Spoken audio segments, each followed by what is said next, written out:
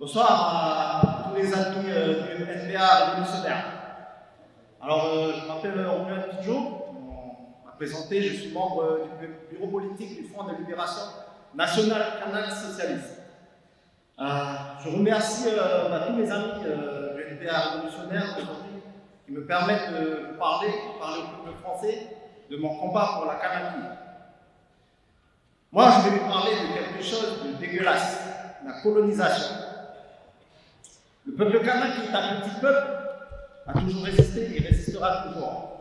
La France n'imposera jamais rien aux Kanaky. Depuis la prise de possession en 1853 à Wallag, dans le nord de la Kanaky, la colonisation, ça a été la spoliation de terres. Les Kanaks chassaient de leurs terres ancestraux pour installer les colons. Les Kanaks seront refoulés dans les montagnes, dans les terres peu arables, car celles-ci seront réservées aux colons. Pour ce faire, n'ont pas hésité à massacrer nos ancêtres. Ainsi, il est estimé qu'à l'arrivée des premiers Européens, la population kanak se chiffrait à 400 000 habitants. Elle descendra à 20 000 habitants au début du XXe siècle.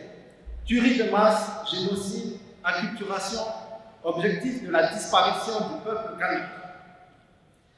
Mais ceux qui ont écrit l'histoire, les colons, en ont très peu parlé. Les Kanaks se révolteront toujours contre l'envahisseur.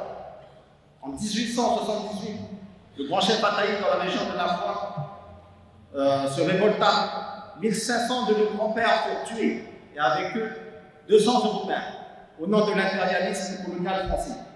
En 1917, le chef Noël, pour les mêmes raisons, dans la région de Bonnet, se révolta aussi. La répression fut sanglante. 300 Kanaks tués par l'ordre colonial et 20 Européens. En 1983, le FNKS, fidèle à sa tradition ancestrale d'accueil, décide de partager son droit à l'autodétermination avec ceux qu'on appelle les victimes de l'histoire. Ceux qui ne sont pas venus en Kanaky de leur gré, mais forcés par la politique de peuplement de l'État colonial. Malgré ce geste fort, l'État a continué d'imposer son système colonial en retirant toujours plus d'autonomie à notre pays et en imposant sa politique de peuplement. Il s'en est suivi la période des événements dans les années 80 que l'on peut qualifier de guerre civile qui a fait 90 morts au Kanaky. 90 morts, ça représenterait 35 000 morts en métropolitaine. Les forces de l'ordre, dont la fonction était de protéger, étaient clairement du côté des colons non indépendantistes. En 1988, le Premier ministre Michel Rocard a compris qu'il ne pouvait jamais rien imposer aux Kanaks et que la méthode qui a instauré la paix, celle qui a permis les accords, a émergé, c'est-à-dire deux ingrédients. L'impartialité de l'État et le consensus de toutes les parties prenantes. La paix est acquise grâce aux accords de Matignon en 1988, accords de paix signés par les trois parties prenantes et leurs représentants. Michel Rocard pour l'État, Jacques Lafleur pour les anti-indépendantistes colons et Jean-Marie Tjibaou pour les indépendantistes.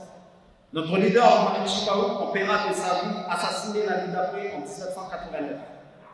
Ces deux ingrédients, l'impartialité et le consensus, ont permis de concrétiser plus tard en 1998 l'accord de Nouméa que l'on qualifie d'accord de décolonisation. Cet accord à valeur internationale va transférer la souveraineté volée à la Kanaky par la France et construire le peuple de Kanaky Nouvelle-Calédonie. Les discussions très difficiles ont emmené à un équilibre fragile entre les parties avec comme feuille de route la décolonisation. Deux choses, le transfert de souveraineté. Donc, l'État transfère les compétences à la Nouvelle-Calédonie, la création d'un organe législatif qui permet de voter des lois de pays et un exécutif, le gouvernement de la Kanaky Nouvelle-Calédonie. La création du peuple de Kanaky Nouvelle-Calédonie, qui est composé de personnes qui étaient présentes à la signature de l'accord, c'est-à-dire en 1998, et qui est matérialisé par le corps électoral restreint. Ce corps électoral qui est aujourd'hui la source du conflit. Depuis le gouvernement, depuis 1998, à l'arrivée du président Macron au pouvoir, nous avons pu travailler ensemble. Mais depuis le gouvernement Macron, filer tout ça. Plus d'impartialité de l'État, plus de consensus. Le gouvernement se range du côté des colons et impose sa décision par la force. L'accord de Nouméa prévoit aussi 3 référendums d'autodétermination. Les 2 premiers se sont bien passés, en 2018 et en 2020, avec une progression du oui à l'indépendance entre les 2 référendums. 43% en 2018 pour le oui à l'indépendance, 47% en 2020, donc un recul du non à l'indépendance. Le 3e référendum qui devait se tenir en 2022, donc voyant que la dynamique du temps jouait pour les indépendantistes, le gouvernement français a décidé d'avancer d'1 an ce référendum en novembre 2021. Or, en septembre 2021, le Covid frappe de plein fouet la Kanaky et fait 300 morts, majoritairement du côté des Kanaks et des Océaniens. Face à cette hécatombe, le FNKS demande le report du référendum à la date annoncée initialement, donc en fin 2022, d'une part pour laisser aux Kanaks le temps de faire les coutumes de deuil, d'autre part parce que la psychose qui régnait chez nos gens empêchait la bonne tenue de ce référendum. L'État a refusé. Et nous, qu'est-ce que nous avons fait? Nous avons refusé d'y participer. Quel résultat pour ce référendum de 2021? Une abstention massive de plus de 57% de la population et un résultat du non à l'indépendance pour 90%. Donc un résultat digne des grandes dictatures de ce monde. Nous, le FNKS, le peuple kanak, nous considérons que cette 3e consultation a été volée et que les résultats sont illégitimes. Suite à cela, le dialogue a été rompu pendant 1 an.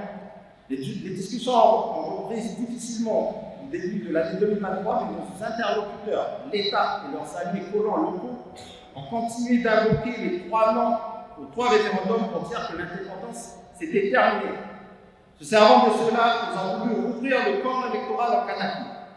Or, l'esprit de l'accord de Nouméa de 1998, qui est notre feuille de route, c'est que la Kanaky doit aller dans un processus de décolonisation. Alors, comment peut-on décoloniser si on permet à des personnes venues de métropole de pouvoir décider? C'est complètement contradictoire. À terme, face à 70 millions de potentiels arrivants métropolitains, le peuple kanak sera noyé et sa vocation à la pleine souveraineté sera éteinte.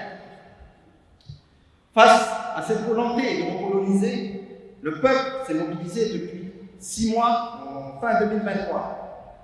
3 000 manifestants en novembre 2023 dans la rue, 15 000 manifestants le 28 mars dans les rues de Nouméa, et enfin le 13 avril, jour historique pour nous, 50 000 personnes dans les rues de Nouméa, pour une population de 270 000 habitants, c'est-à-dire que près d'un habitant sur 5 est venu dans la rue pour dire au président Macron que le peuple ne veut pas de la colonisation et de l'ouverture du corps électoral. Ça représenterait 13 millions de personnes rapportées à la France métropolitaine. Qu'est-ce qu'on a eu face à ces messages de la rue? L'ignorance totale du gouvernement, ce qui a créé la colère du peuple kanak. Qu'est-ce qu'il a fait ce gouvernement? Il a continué dans son processus législatif d'ouverture du corps électoral et le 14 mai, lors du vote à l'Assemblée nationale de ce texte, le peuple kanak et tous les partisans de l'indépendance s'est levé. Levé contre l'impérialisme colonial de ce gouvernement et de ce président. Les blocages des accès stratégiques et la dégradation des biens publics et des biens privés des indépendantistes a été réprimé dans le sang. 7 morts, dont 4 Kanaks réprimés par les milices racistes anti-Kanaks avec des armes de guerre aidées par la légèreté des forces de l'ordre avec ces criminels. Mais ces chiffres sont les chiffres officiels. Nous, on estime qu'il y a beaucoup plus de morts Kanaks, près d'une vingtaine, sans compter les centaines de blessés et les plus de 500 arrestations arbitraires. Mais le gouvernement, sa stratégie aujourd'hui, c'est de masquer, de minimiser les vrais chiffres pour justifier la répression coloniale et tous les crimes commis. Aujourd'hui, les forces armées et les forces de l'ordre tirent à balles réelles sur les résistants kanaks, ceux qui considèrent comme des citoyens français. Voilà où en est la République aujourd'hui. On a eu le cas d'un élu collant qui s'est retrouvé avec des milices.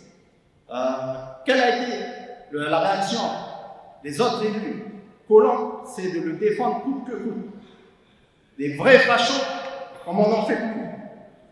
Malgré cela, les résistants sont déterminés sur le terrain. Malgré la répression de l'ordre colonial, le peuple kanak ne nous permettra pas une énième colonisation de son pays. C'est fini que c'est ce que doit comprendre l'empereur Macron.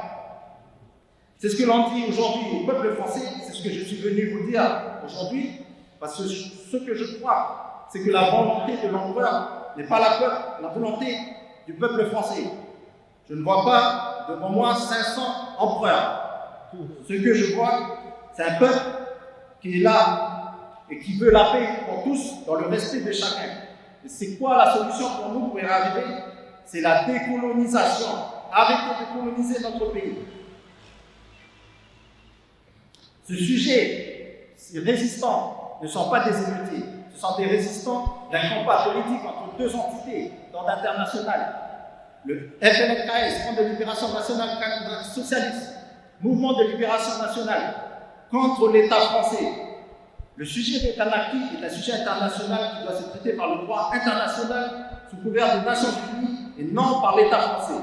Et non par le droit interne du plus fort, l'État français qui le produit lui-même.